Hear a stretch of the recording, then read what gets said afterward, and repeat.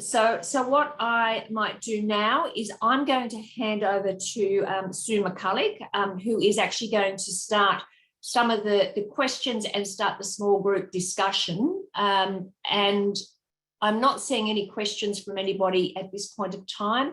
So Sue, I'm going to just hand over to you quickly. Great.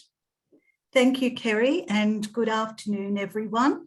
Today, as Kerry has said, we're going to be going into small groups. We're possibly going to be looking at about 5 to 6 people per group, and all of you will be allocated to small breakout rooms. Now, we have tried to put NDS people into rooms, or people from the Office for Disability, to act as facilitators. But if you are in a room without someone from NDS or the Office for Disability, please could you appoint someone or ask for a volunteer to jot down just some key discussion points. And we'll go on to those things that we're going to be discussing today. The first topic is, and that will be the topic of our first breakout room, what are the issues you anticipate when lockdown restrictions are eased? Now, I will preface this with saying that we have had Andrew Barr on record saying, anticipate daily case numbers as high as 100. We do know the impact of case numbers up to 50 on our individual organisations. And so I think it's a case of being prepared for even more cases in the community in the first instance that lockdowns eased. So before we take you into the breakout rooms, unfortunately, I'm not actually able to leave this slide up once you go to a breakout room. But when looking at this, these are just some potential things that you consider and that you might use as discussion starters.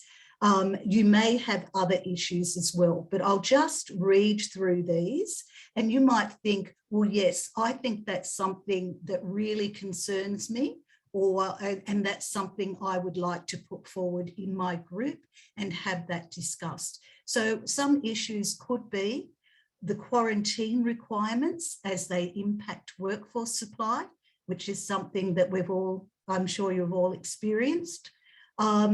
What about the issue of clients now requesting vaccinated workers? And now, we're understanding that's happening to a greater extent at the moment.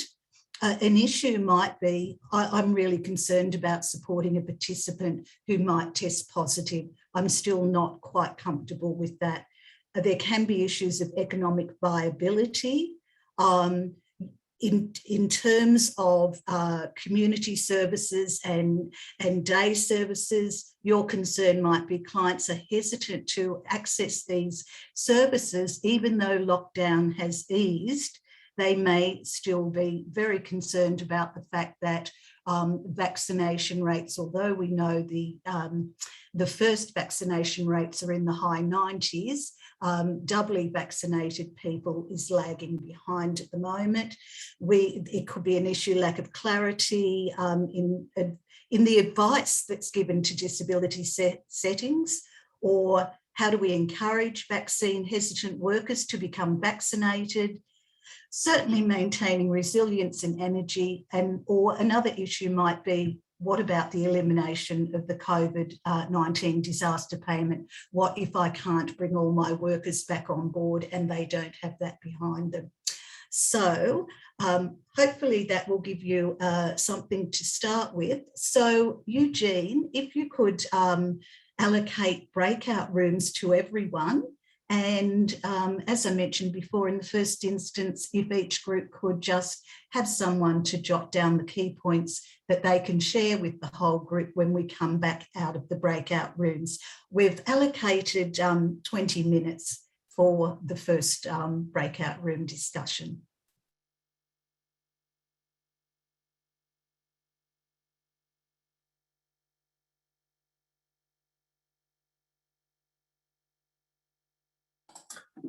Hey, Kerry, because you're the host, I just need to get you to join your room manually.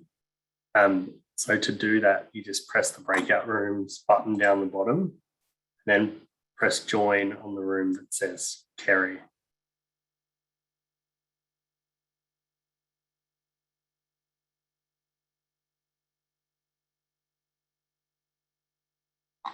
Sorry, I've got to go down.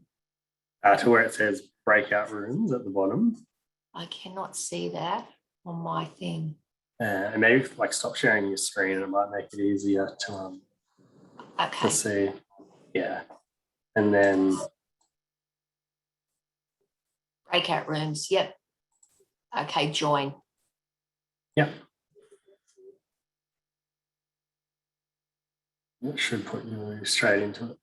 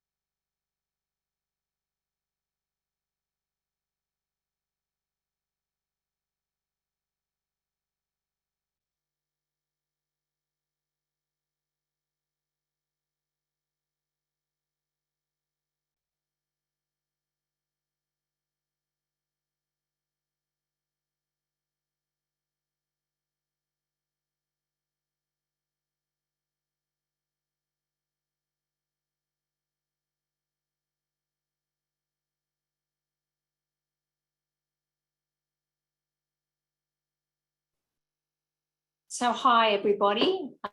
You should all be coming back in now.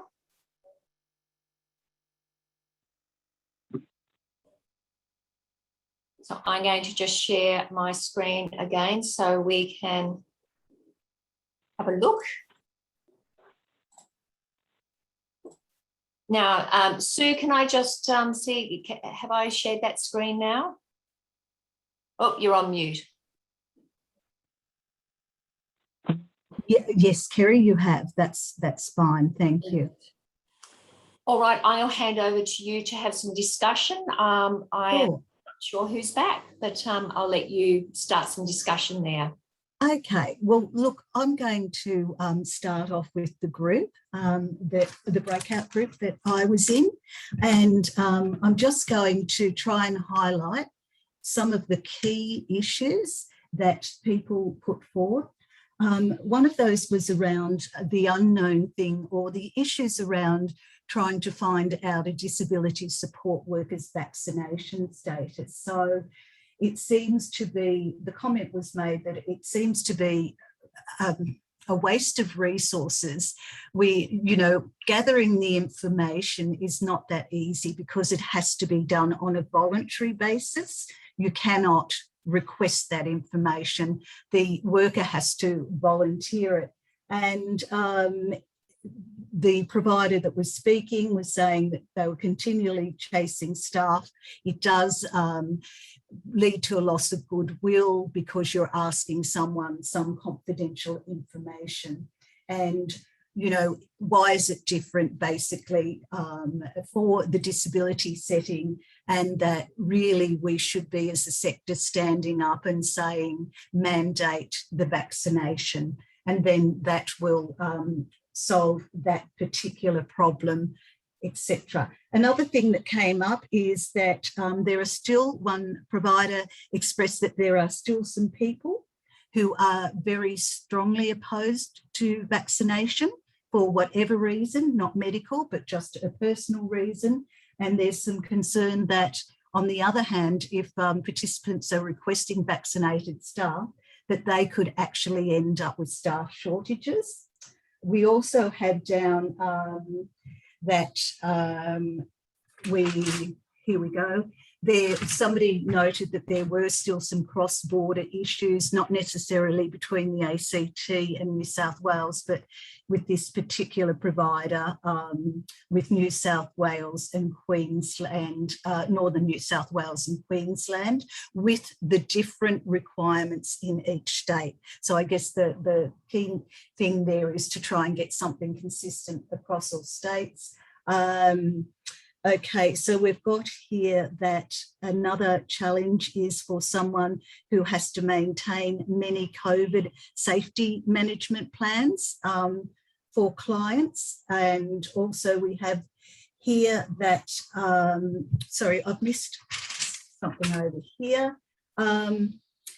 Let's just see, we have their access to rapid testing. We were wondering what role that might have in the future and how that could support disability organisations. Because it is something that's available. If we also have had the issue around, and I'll just try and be quick here, someone's requested, what is it viable for individual households to have QR codes so that they can keep a check of the people coming and going into their households? I'm aware that I was trying to write very quickly. Could anybody in my group just please add to that if there's something I've left out? Yeah, just around also access to the InReach team around testing. So oh, we yes. come up with that challenge as well around the fact that we actually can't get ACT Health to go to someone's house and get tested because they don't fit the criteria around profoundly disabled or, you know, not able to physically get there, when in actual fact we've got people that are so terrified and paranoid and can't get there, as well as because of transport, that they're just choosing not to get tested, which is causing obviously a risk to themselves and the community. Thank you, Leanne. Okay, do we have someone, another group, whether somebody could just put forward their key points?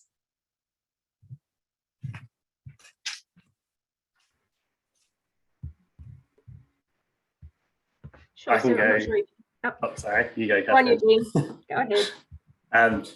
No worries. So some definite similarities to what you spoke about, Sue. I guess we started off sort of just talking about an overall sense of trepidation, I guess, in returning to supports, knowing that cases are likely to increase. There's a bit of fear amongst the workforce and I guess in the general community about like getting COVID, but also transmitting it to someone who potentially might be vulnerable. No one really wants to be in that position. We also, yes, touched a bit on the unknown quarantine requirements that could cause some workforce issues. And we had a couple of members who had some, I guess, more like niche issues that probably are going to come up amongst a broad range of providers, but were, pretty, I guess, pressing. In that one member had some workers who provide some, like, I guess, unique supports, and that they often need to get workers from New South Wales to come in to provide them, and issues around border permits. I think they were facing a situation where they could get approval for someone to come in from New South Wales, but they would have to be in full quarantine when they weren't working with the client. So it's going to be a pretty big challenge to convince someone to stay in lockdown. And then another provider providing therapies to children under 12 who aren't eligible for the vaccine, and trying to navigate how to minimize risks when the service provider might be vaccinated but the client isn't and can't access it, and how you go about safely delivering services in that situation. Thank you, Eugene. And actually, there was something that our group also discussed that I should have raised, and that was with someone who has clients who they support in the workforce, and the concern around the employer may be requiring a vaccination for that client to work, and yet that client at that point in time may not want to get vaccinated. The same thing with the support worker accompanying them. So there are a whole lot of issues around that happening as well. But thanks, Eugene. Is that all from your group?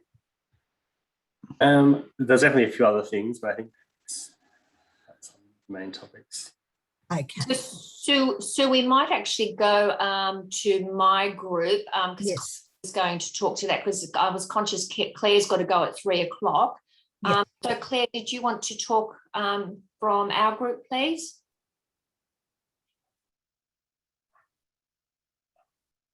Sorry, just had to unmute myself. So yes, I captured a few things.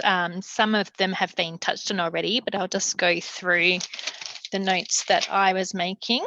So in respect to quarantine, there are concerns about the impact on the workforce with the increase in cases and the requirement to isolate, with the understanding that there is some information pending about what the requirements will be in terms of being a secondary contact and that sort of thing moving forward. That is something that has been flagged as there'll be changes in that space, and we can expect more information in due course. But there is the potential for even one change can have a significant impact on the whole service in some circumstances, but then just workforce availability as a whole. In respect to vaccines, in the absence of the lack of a mandate for vaccinations, it can be difficult for an employer to sort of juggle personal preference versus personal preference of both workers and clients in respect to their choice to be vaccinated or not. Also, in respect to workers wanting to, only wanting vaccinated workers or vice versa. We talked a little bit about the reasons as well that both staff and clients may not have been vaccinated to date. And there was also concerns as well for, there are people with disability who legitimately can't be vaccinated, and there are concerns for support staff who are working across multiple homes and the potential for that cross-contamination and impacts, and sort of what risk, sort of safety risk mechanisms can be put in place in that space. Mm-hmm. In terms of economic viability, so with no JobKeeper, should the disaster recovery payments cease in full, and if a worker has exhausted their leave, there could well be financial impacts for workers in the industry in terms of continuing to be paid. There was also, as well, how group settings, group services, what that's going to look like in terms of being able to keep everyone safe and resume groups settings. That remains a little bit unclear, but yeah, something that's being worked on. We also talked a little bit about re-entry anxiety as well. There are things like building capacity limits that can have an impact on how and where people work, that it's important for some people that they continue to have the option to work from home, particularly if they're also balancing things like school and homeschooling. Just having that flexibility, particularly where there is an anxiety or I suppose a little bit of, I think trepidation was the word that was used before, where that exists, so that people can ease back. And that's, obviously with the ongoing extra hygiene protocols. I feel like my notes were a little bit scattered there, so I would welcome if anyone feels like I've missed anything important from our group to jump in. I think you've done an excellent job there, Claire. So thank you for that. Now I'm also conscious Wendy and Cash each go soon. So Wendy, we might actually call on you because I think you were reporting back from your group. So can we hear back from your group? Sure, Kerry. And apologies, I wasn't actually expecting to be doing this today. So very much the similar issues that everybody else has discussed. I think the mandatory vaccination issues and the difficulties around that were really quite evident in terms of people being able to work if they're not, all of that stuff. And I did drop a question in the end there as well about how people would feel it could work if vaccines were mandated for disability support workers, and would that help, and how best could that be managed if that were to happen. Vaccines, very, very key one, very, very big concern. And the other issues were around people still feeling unconfident about supporting people with COVID, and probably still not as much of an uptake as on the PPE training and what we need to do to make people more confident. And absolutely the disaster payment issues are particularly for people that may work with when they're positive, because they feel that they don't have any other recourse to do so. And then just the logistics of getting people that have been stood down back to work, where people with disabilities still might not be in a position that they want the same level of supports they had before. So just that general logistics stuff as well. So that's it from me. Beautiful. Thank you for that, Wendy. And Kat, I think you were in a group as well, so I might get you to quickly speak for your group. Sure. A lot of the issues were similar to what's already been touched on by the other speakers, but I was happy to see that most of our group had a very high or complete percentage of vaccination in staff and participants, of those that spoke anyway. But there's a lot of joy in opening up to the community, which is fantastic, but also a lot of fear and uncertainty around potential for illness in both staff and clients. And high levels of staff or client absenteeism impacting on viability being also a concern. Some clients, for example, choosing to abstain from the service until the next year, just to monitor the situation before they feel comfortable rejoining, that type of thing. Brilliant. Thank you for that, Kat. Appreciate that. Now, Sue, I'll hand back to you for the next question. Sure. Thank you, Kerry. Yes, I can see that those key things that were coming out of there, certainly, yeah, there are a lot of issues that people feel in common. So I've noted all those down, and they're things that we will be able to address in our discussions and in providing support to the sector. But we're also hoping that there are, like, getting together organisation to organisation, some of these issues somebody may already have some idea or a solution to them. So here are some discussion starters. Probably for the sake of time, I'm personally not going to read through each one this time. Basically, when we go back to, you'll be going back to the same room, and basically if you address those key issues that your own group discussed, these discussion starters here may relate to some of those issues. So what support can we give to workers to get vaccinated? You know, is it necessary now at this point in time until, or, you know, in the absence at the moment of a mandate, how can we help them or ourselves to get that full vaccination, etc. So if you read through there, they're just some points that you might like to expand upon in your group. But basically, if we now go into each individual group and just look at some solutions for the issues that were raised there, or anything that already is currently on this slide.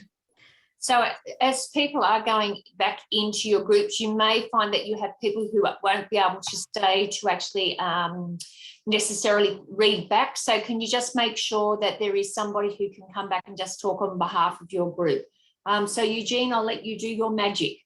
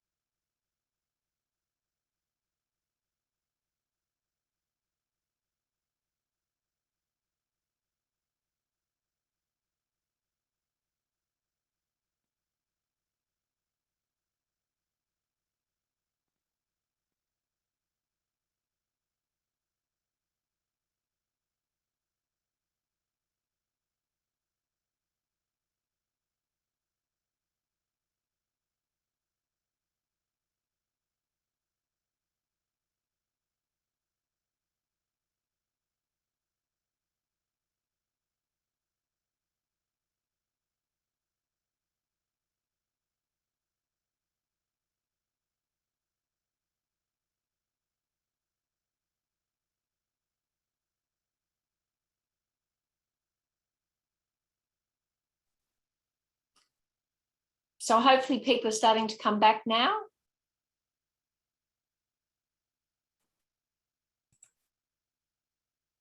So I can see a few people coming back and joining us.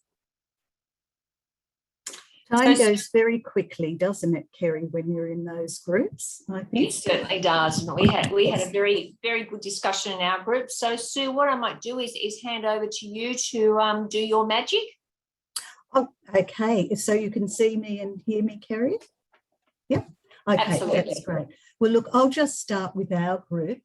We really felt the key thing was one of the key issues was around vaccinations and whether or not the mandating comes in. We recognised that as an organisation, you can mandate a vaccination. There would be hurdles to sort of negotiate, and you would have to be well aware of legal implications, but that still is a situation. But there was the concern that medical exemptions are still an area where you may have a worker with a medical exemption, and therefore that is going to be an issue as to if you have clients requesting vaccinated workers and that person is medically exempt. The point was made that I think is a very good point, that we really need to get good practice in place now because there could be future pandemics. So even though we might go, let's mandate the vaccine for COVID-19, maybe next year, well, one would hope not, but, in the years to come, there could be yet another virus that's out there, and we're back in the same situation again. But it was agreed that we, as a sector, the people are there because they're wanting to support people with disability to their best ability. And they recognise that that may mean a worker may make a choice to remain unvaccinated, not for a medical reason, but that may mean that particular choice will mean they will no longer be able to work because the work just won't be there for them. We did just briefly discuss whether there would be ways to move people into other roles who were unvaccinated, but it came out that that would in itself be an issue of equity. Why was that worker getting special treatment because they'd chosen not to be vaccinated? And sometimes these roles where you're not face to face are actually roles where somebody who might be off work for an injury is actually placed into that role. So the group could not see that being as a real a viable alternative. But we also said that, there's going to be issues either way. Even with mandating, there are going to be some workers that people absolutely love. Those workers are happy to have an unvaccinated worker supporting them.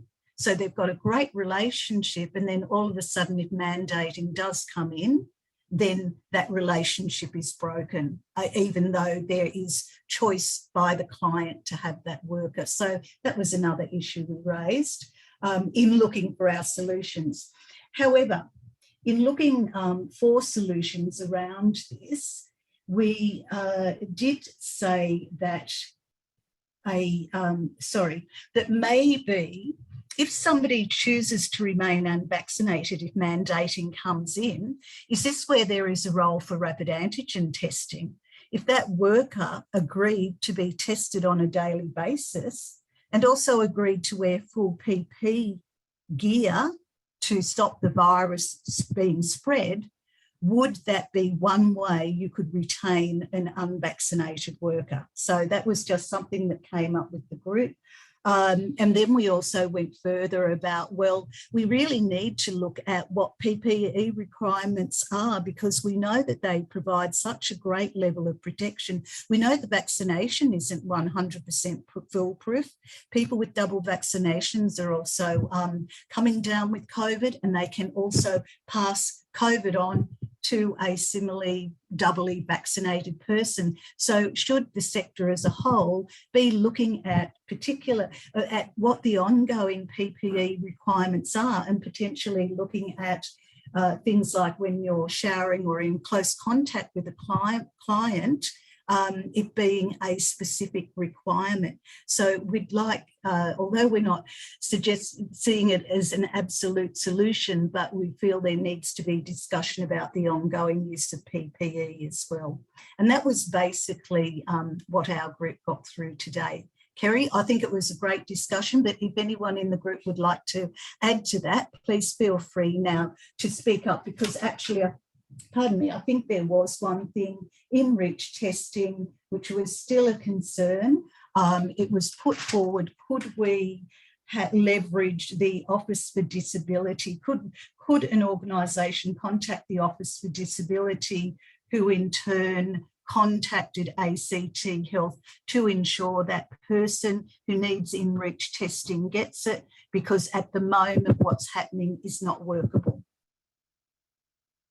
Okay.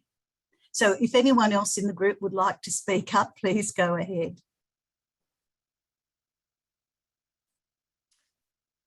Okay, well, we might be able to move on then, Kerry. Thank you. So Nadine, I might get you to speak for our group. Sure, no problem. Interesting, Susan, your discussion about the full PPE and the rapid antigen testing. We had an interesting conversation about that too, but in terms of the PPE, there was some concern raised about how that might be difficult to manage and to implement for some people who would find that too clinical or too, a little bit overwhelming for some of the people that we support. So whilst we think the full PPE is a very good solution, that can be difficult to manage in some cases for some of the people that we support. The rapid antigen testing is also, I think we agreed that it was something interesting, but really requires further exploration and some more detail required about what that might look like, who would do it, how it would work, what you do with the information. So early days, but something positive to look at. In terms of the role that organisations have to vaccinate, it's quite pleasing in our group. So some have mandated, and there are other organisations that are considering it, but then some also which have had some really, really good uptake from their staff already, which has been really positive. And then we had, what else did we have? How practical is it to restrict staff to single sites, venues or homes? And whilst that's always preferable, it's difficult to manage practically if you have people who are quarantining or isolating. Or the other issue that we have is multiple staff that work across multiple organisations here in Canberra. So a lot of our staff, we work across all, many of the orgs that are here today as well. So that's a preferable option, but quite tricky to manage. And then we had this very interesting conversation about as a concept. So what if a staff member is fully vaccinated, wears full PPE, but they are positive? And is that something that we would encourage, or is that something that we think people would be comfortable with? And at this point in time, it was a pretty resound no, but also in the context that we're really early days to reducing our restrictions. And so we thought maybe in 3 to 6 months' time, the response to that could be a little bit different, but with the re-entry anxiety and the uncertainty about what things might look like over the coming months, I don't think that we're prepared enough as a community to have that type of conversation just yet. And then I think the only other thing which we covered was our support of government easing restrictions in terms of probably the secondary contacts, which I think we all think or know is coming along pretty soon. Hopefully there'll be something announced. But also if we keep the turnarounds for testing and feedback on that as quickly as they have been, then that's going to be a really big help as well for us to manage. Is there anything that I've missed? I think it was pretty comprehensive, Dean, from my That was good, thank you. So, thank you for that. Does anyone have any questions for Nadine? It would appear not. So, Eugene, I think you were also leading a group. Yes, I was. So I'll just go to, I guess, the main points, because we spoke about a lot and some that's already been covered. But I guess the general view around vaccine rates in our group is that some members had like full vaccination in their staff members, which was really promising. Some were really high in getting there, but they were still trying to really promote getting vaccinated to their staff, as they were starting to run into some difficulties around participants requesting only vaccinated staff. And there's sort of, I got a bit of a sense that some organisations are preparing to do their own mandate, but really sort of just hoping that the government does it. So that sort of takes that pressure away from them. In terms of managing that trepidation as we transition back to services, one person spoke about how there's sort of people on both sides, in that some are really hesitant, but others are like extremely excited. So it's about managing the expectations of both, for the participants who are super excited and probably just want to get back there and aren't too worried about who they're with or what infection control measures are in place. It's about maintaining strong infection control processes and ensuring that, which will hopefully in turn make the hesitant people a bit more confident about coming back to their services. We also, lastly, we spoke a little bit about managing like mental health and the sort of fear that a lot of people are experiencing at the moment. And one of our group members highlighted this really, what I thought was a really good strategy that they've been using, where they sort of in their team meetings, they talk about just like focusing on what they can actually control, and not worrying about all these, far off things that might happen, just as a way of, I guess, like giving a sense of control back to the person, and allaying stress and fears, which I really liked. And sort of start to read a bit about building resilience. That's one of the main points, is just bringing your focus into what you can actually control. So, yeah. Brilliant. Thank you, Eugene. Any thoughts or other from Eugene's group? So now I'm not aware who was facilitating either one of the other two rooms. So can somebody from one of the other rooms please put their hand up and give us some feedback? Jessie. Hi. I really loved that, Eugene. We spoke a lot in our group about what you can and can't control. And I was really delighted to hear some of the things that different organisations are doing to kind of mitigate risk, but still, in encouraging socialisation and community participation with clients and staff. So they were talking about different things like changing the shopping experience. So you're not going to the shops, but you might do it online, but changing the experience and making it still a positive experience. Using a buddy system, calling a buddy and going to the park instead of going somewhere that may be dense with people, or calling ahead and making sure that, you're booking into somewhere and not just turning up, to really mitigate that risk. making sure that we're empowering our participants and our staff, educating.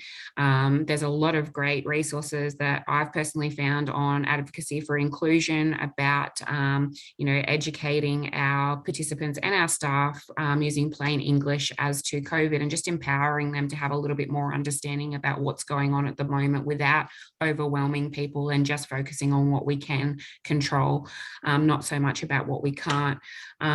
We also, Joe from Communities at Work was also talking a lot about the rapid antigen testing, a lot like the other groups, and how that could possibly have a place, for those who are or are not vaccinated, even to the point where, if you're visiting a facility, that maybe there's the option for, that test to be run, to be able to get entry into a facility to eliminate risk to consumers of that environment, whether it be a SIL environment, aged care environment, or hospital setting.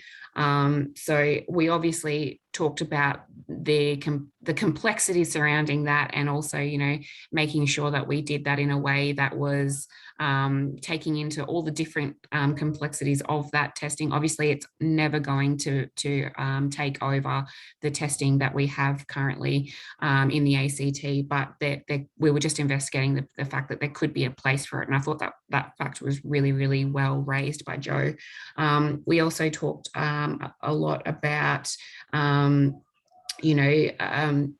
the difficulty surrounding the vaccination, because we knew that was raised. The group that we had, we've been quite lucky that we, in the ACT, we'd had a really, really high level of uptake. But we do, most of the people that were in our group work across different states and territories. And, we were talking about the fact that no matter how much you empower, no matter how much you educate, you can't force somebody to receive the vaccination. And just about, sometimes providing incentive at the end of the day is the only way forward, whether that be because it's mandated and you have to get the vaccination, or because your organisation has mandated it, or because they've put in an incentive, like $100 payment or something like that.